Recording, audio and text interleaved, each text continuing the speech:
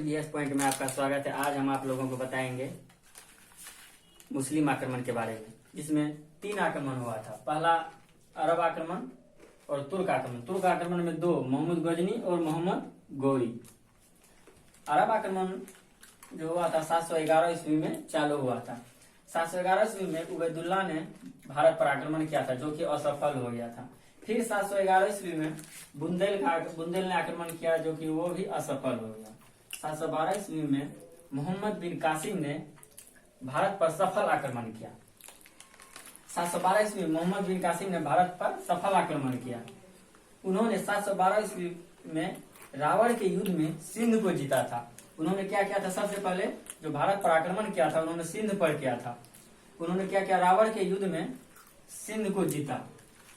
जब भारत पर 712 ईस्वी में सिंध पर आक्रमण किया था मोहम्मद बिन कासिम ने, तो उन्होंने क्या किया था? सिंध का राजा जो था दाहिर था, वो चच का पुत्र था, जो कि एक हिंदू राजा था। सिंध का राजा जो था दाहिर, वह चच का पुत्र था, जो कि एक हिंदू राजा था। 713 ईस्वी में मोहम्मद बिन कासिम ने मुल्तान को जीता। जब 712 ईस्वी में उन्होंने रावण के युद्ध में सिंध को जीत लिया, तो उन्होंने अगले साल 713 ईस्वी में उन्होंने क्या किया? मुल्तान को जीता। उन्होंने अपनी राजधानी अल-मंसूर को बनाया था। राजधानी उन्होंने अपने अल-मंसूर को बनाया। मोहम्मद बिन कासिम ने भारत पर जजिया कर लगाया था। यानी कि मोहम्मद बिन कासिम भारत पर जजिया कर लगाने वाला पहला शासक था। एग्जाम में क्वेश्चन रहेगा कि भारत पर जजिया कर लगाने वाला पहला शासक कौन था? तो मोहम्मद बिन कासिम, जिन्होंने भारत पर पहला जजिया कर लगाया था। जजिया कर गैर मुसलमान से लिया जाने वाला एक सुरक्षात्मक कर था। जजिया कर जो था गैर मुसलमान से लिया जाने वाला एक सुरक्षात्मक कर था। इस कर में हिंदू, सिख, जैन सभी से लिया जाता था यह कर। यानी कि मतलब मुसलमान को छोड़ के बाकी जितने धर्म के लोग थे, उससे यह कर लिया जाता था। उसमें हिंदू थे, सिख थे, बौद्ध थे, जैन थे, सभी से लिया जाता था जजिया कर। फिरोज शाह तुगलक ने ब्राह्मण पर भी जजिया कर लगाया।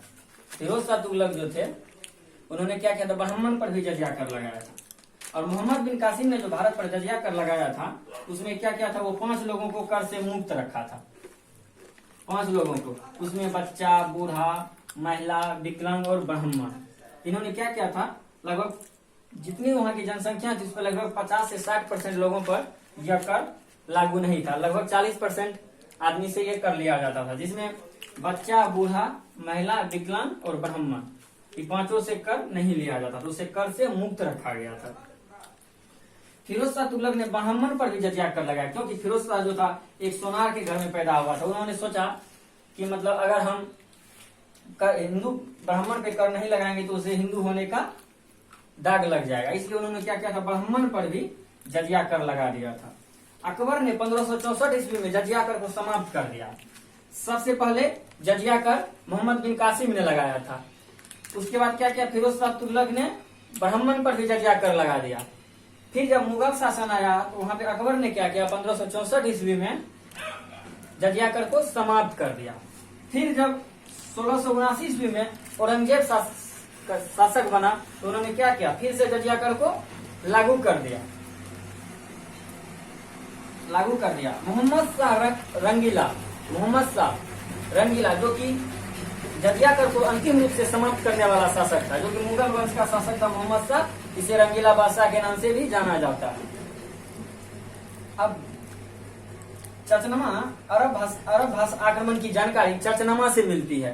अरब आक्रमण की जानकारी चचनमा से मिलती है, जिसके लेखक क्या कौन है? अली अहमद, जो कि फारसी भाषा में लिखी गई एक पुस्तक है। इससे क्या मिलता है? अरब आक्रमण की जानकारी। भारत पर जो अरब आक्रमण किया था मोहम्मद बिन कासिम के नेतृत्व में, उनकी जानकारी मिलती है चचनामा से, जो कि एक क्या है? फारसी भाषा का किताब है, फारसी भाषा में लिखी गई है। इसके लेखक का नाम चचनामा। उद्देश्य: भारत पर जो अरब आक्रमण हुआ था, उसका मूल उद्देश्य था धन की प्राप्ति करना और इस्लाम धर्म का प्रचार प्रसार करना। भारत में उनका आक्रमण का मूल उद्देश्य यही था कि मतलब भारत पे आक्रमण करना है और इस्लाम धर्म का प्रचार प्रसार करना है और धन की प्राप्ति करना है। जब भारत पर अरब ने आक्रमण किया, तो भारत में खजूर की खेती और ऊंट पालन का प्रारंभ हो गया। पहले भारत में खजूर का खेती नहीं होता था। 712 ईस्वी से पहले भारत में खजूर की खेती नहीं होती थी। जब भारत पर अरबों ने आक्रमण किया तो भारत में खजूर का खेती और ऊंट का पालना प्रारंभ हुआ। हिंद शब्द का प्रयोग सबसे पहले अरबों के द्वारा किया गया था। क्वेश्चन पूछेगा कि हिंद शब्द का प्रयोग सबसे पहले किसके द्वारा किया गया था, तो अरबों के जरिए किया गया था। सिक्का, अरबों के द्वारा चलाया गया सिक्का दिहरम था। दिहरम के नाम से वो सिक्का चलाया था। अरब आक्रमण, जब मोहम्मद बिन कासिम ने भारत पर आक्रमण किया था, जब उन्होंने 712 ईस्वी में सफल आक्रमण किया, उसके बाद 712 में किसको जीता, सिंध को जीता। उसके बाद 713 में मुल्तान को जीता और उन्होंने अपनी राजधानी कहां बनाया, अल-मंसूर को।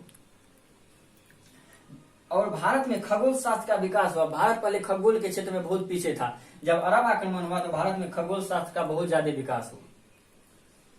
तो अब इससे क्वेश्चन पूछेगा एग्जाम में कि भारत पर सबसे पहले अरब आक्रमण कब हुआ था। एग्जाम में जब रहेगा कि भारत पर सबसे पहले आक्रमण, तो 711 ईस्वी में उबैदुल्लाह के नेतृत्व में, जो कि असफल हो गया था।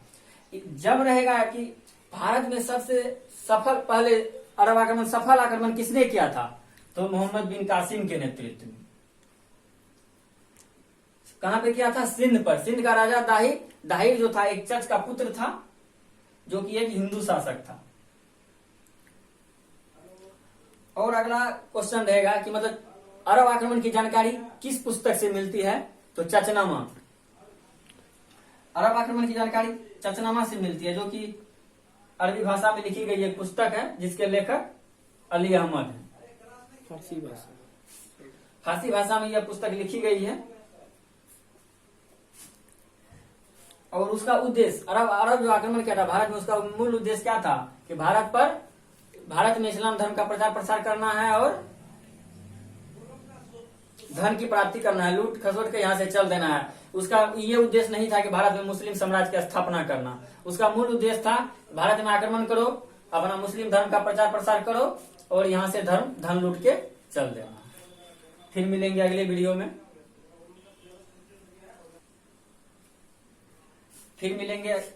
अगले वीडियो में। अगर वीडियो अच्छा लगे तो लाइक कीजिएगा, सब्सक्राइब कीजिएगा और शेयर कीजिएगा।